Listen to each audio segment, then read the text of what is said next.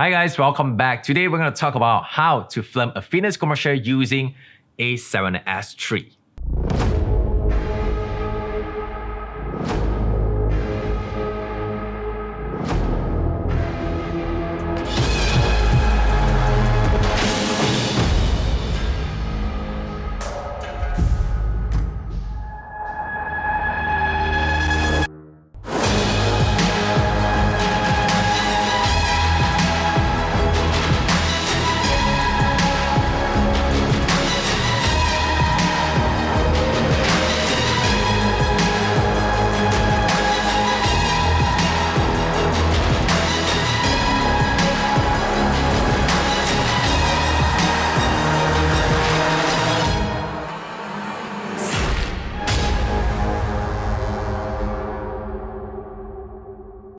So I've been using the A7S3 for a year, and I must say I really love this camera because it packs with a lot of interesting features. And I do believe I've never talked about this camera on this channel before. In this video, I just want to share you my experience and thought about this camera in real world, because I do believe when you put a camera in a real project, it might be a little bit different on paper. If you have been following us for a while, you may realize that we have a similar topic like this: how to film a fitness commercial using Blackmagic Pocket Cinema 6K. Feel free to watch that video if you haven't. Anyway, we're going to film for the same company as you may guess, Babel. This time, we're going to go for a more story-based concepts, and that's the reason why I picked A7S3 over the Blackmagic Pocket Cinema 6K, because A7S3 should do a way better jobs in terms of autofocus and trackings when it compares to Blackmagic Pocket Cinema 6K. So let's dive in.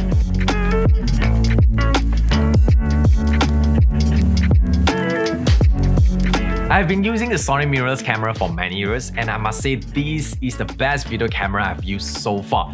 I've used the A7 III, A7R2, A7R3, A7S2, but the A7S3 really did an amazing jobs in most cases. So this camera can shoot 4K 120 frames per second, 10-bit 422 without external monitors.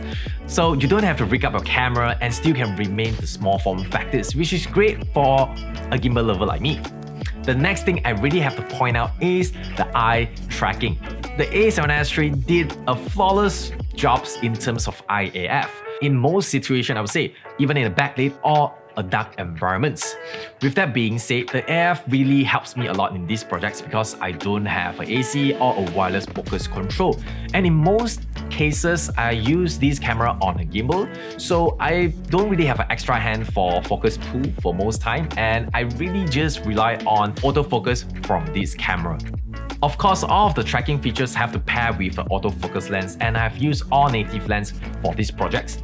The most used lens for these projects is going to be the 24mm G Master f1.4. This is my favorite fitness lens because it is so well built, it's fast AF, it packs with a lot of video features, it produces great image quality, it is pretty much perfect except the price. I use this lens for a lot of established shots and even some action shots. I realized that the 24mm creates a lot of dynamic for action shots.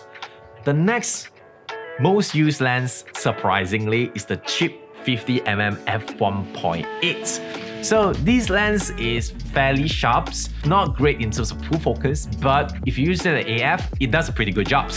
And the best part of using this lens is, if you pair this with a gimbal, I can pretty much hold the gimbals all day without any issue or getting tired because it's so lightweight. The next lens that I use the most is definitely my go-to 35mm f1.8. This is my favorite lens because it's pretty all-around lens. It has a great image quality, sharp, small, and solid, I would say. It's definitely not GM or G series lens, but I must say it's definitely worth every penny. If you ask me what to get for a first lens, there's no doubt that I recommend this lens for you because it really works for most of the projects. You can use this for wedding projects, commercials, portraits, or even a product shoot. Next up is the dynamic range of the camera. It's excellent. I'm able to retain a lot of details even I'm shooting at outdoor in a more contrasty scene. I don't have much problem keeping the subjects in a proper exposures while retaining the details behind it. I recorded these projects using HLG3, which is my favorite picture profile because of the better dynamic range and the color looks so good out of the camera. I always like everything to be right in front of the cameras whenever it's possible. And the next thing I want to point out is noise. This camera is definitely not perfect for noise. I realized that you may catch up noise in the shadow areas, so you really have to expose your subject correctly. Another thing to mention is always step up to second base ISO in a low light situation, or if you're shooting at third or fourth stops from a base ISO, because you are going to get much cleaner image if you switch after the fourth stops. This might sound a bit technical, but I've done a test before, so feel free to watch that video if you haven't. Anyway, I kind of screw off one of the shots and the shot looks a bit noisy, I would say, and honestly nothing much I can do with it except denoise in post. However, denoising in post is not an ideal way to solve the problem because it will probably reduce the sharpness of the image. So the best ways to avoid the noise is to make sure you set your exposure and ISO correctly in camera. Next, this is one of my favorite features after so long, the articulate screens or flip screens. So now this thing is pretty handy because I can easily monitor my screens no matter it's a high angle or low angle shots on a gimbal. The combination of lightweight and flip screens totally changed the way on how we film, and now we can get shots that we don't normally see. So that's pretty much my experience with the A7S III for these projects. So let's get into the behind the scenes.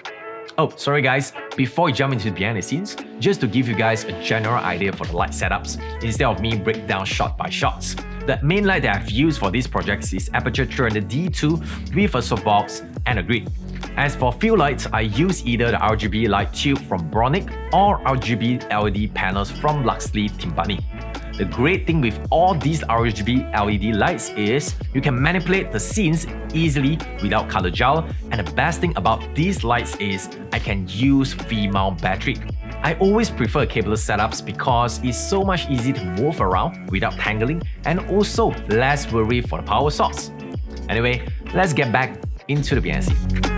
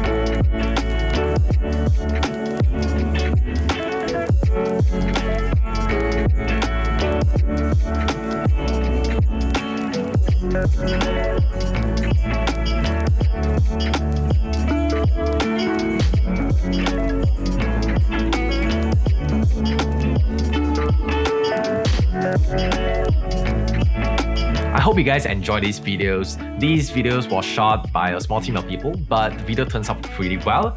Thanks to Cassie and also my helpful assistant Brian for making this possible.